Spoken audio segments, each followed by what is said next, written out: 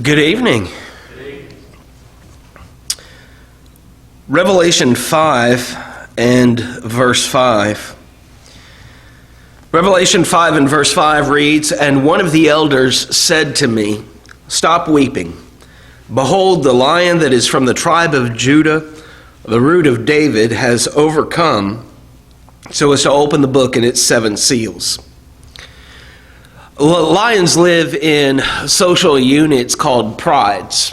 I'm sure that's nothing new to any of us. They're little functional tribes or mini societies, and humans have really always been fascinated by them.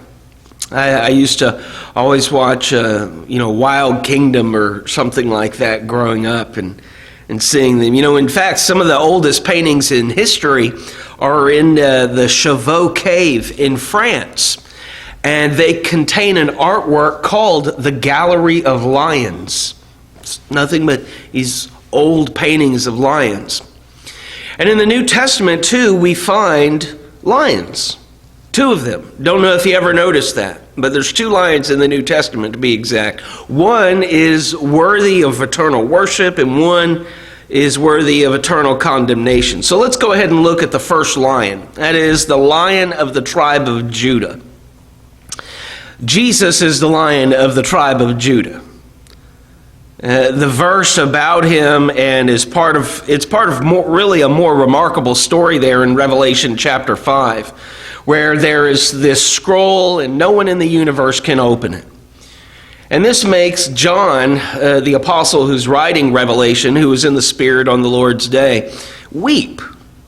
But a mighty angel tells him, "Do not weep. The Lion of the tribe of Judah is able to open the scroll and its seals."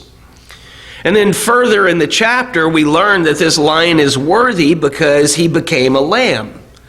So a lion becomes a lamb, and he let his blood shed for the salvation of people from every tribe and language and people and nation. It says there in Revelation 5 and verse 9. Jesus' great power is shown and felt in his devotion to creating and sustaining the life of the world. Now, that's the first lion. And I want to contrast the Lion of the tribe of Judah with the second lion that we find in the New Testament. A familiar piece of scripture, Peter writes about him a warning there in 1 Peter 5 and verse 8, and he says, "Be of sober spirit, be on the alert. Your adversary, the devil, prowls around like a roaring lion, seeking someone to devour."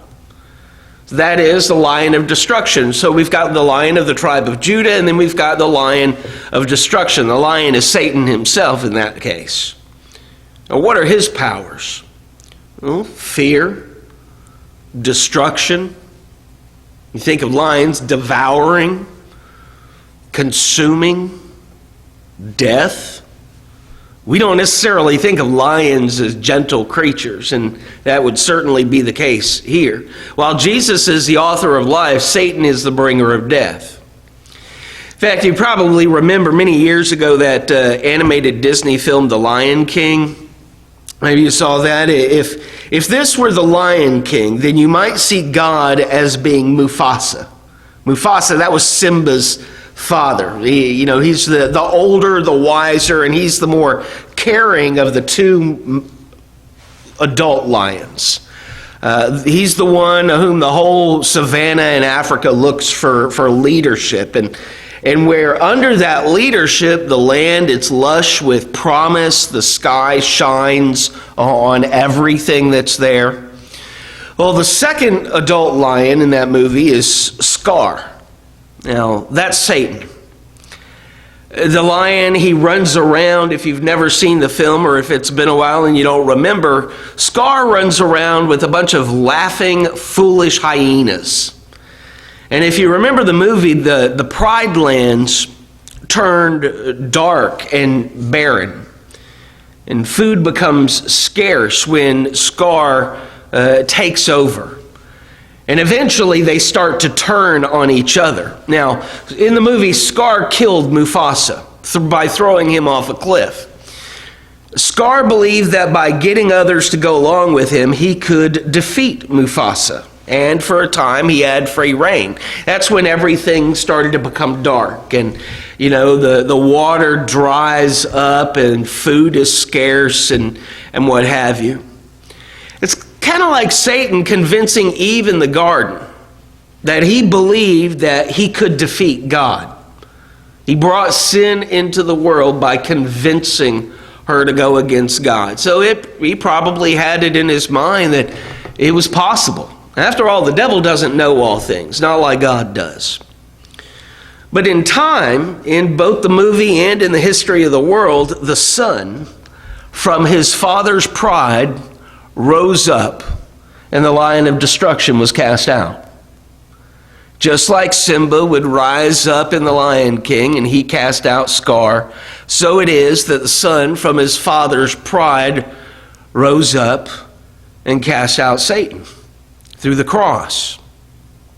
In the film, it wasn't until the son became king that it rained again in the savannah. I always thought that was interesting. It wasn't until, we might say, the boy became a man that the land started to come back and the animals were all well nourished, but not those of the wasteland. They were out there living in the graveyard. That's literally where they lived. It was called the Elephant Graveyard in the movie. Very much like the people in the world today. They don't want to stand in the luscious land that God provides. Instead, they'd rather be off laughing with their foolish friends, not worrying about the decay. That's where they'd rather be, and they're out there in the graveyard. Much like the artwork in those ancient caves, these two lions paint profound pictures of what it means to be human. As men and as women, we will devote ourselves to one pride in this life. One pride or the other, either the pride of Christ or the pride of Satan. Either following the Lion of the tribe of Judah or the Lion of destruction. To follow Jesus is to give life, to find strength in selflessness, to be quick to do what's right, to have a steel backbone against evil, to never run from God's purpose in our lives. To follow Satan is to take life, to find strength in selfishness, to have feet quick to do evil, to give in to sin and to flee from God's call in our life as to what we're supposed to be doing. It's to run around foolishly until one day we, like Scar, are cast out. The two lions leave very different trails. One of life, one of death. Paul, he talks often about the church being a family.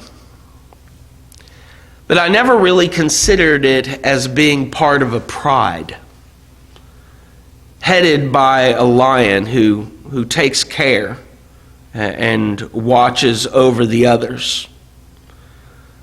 If you go back and you watch those nature shows, you'll see some very interesting things to where even lions sometimes will get in trouble.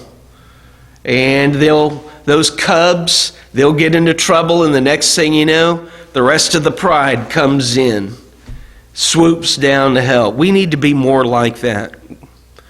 We need to realize who it is that we follow. To what pride do we belong? We need to realize that even though we are cubs of a lion, that there's still dangers out there for us. And we need to be ready to swoop in to help each other whenever we can and whenever we see the need. This week, as you're going through, just word of encouragement, look out for each other. Call each other. See what's going on in each other's lives. I don't have to tell anybody here this. We are not a predominantly young congregation. We're not. I know, I'm getting a look. And we know that with the pandemic and things going on, it affects our older members in a way that it doesn't affect the young. There are some people who can't get out of their house. They're shut in or they're sick, need help. look out for each other. Check in with each other. That's the only way that one of those little cubs survives and stays a part of the pride. And if there's any way that I can help, or if you need the prayers of those here, I encourage you to make that known by coming forward as we stand and sing.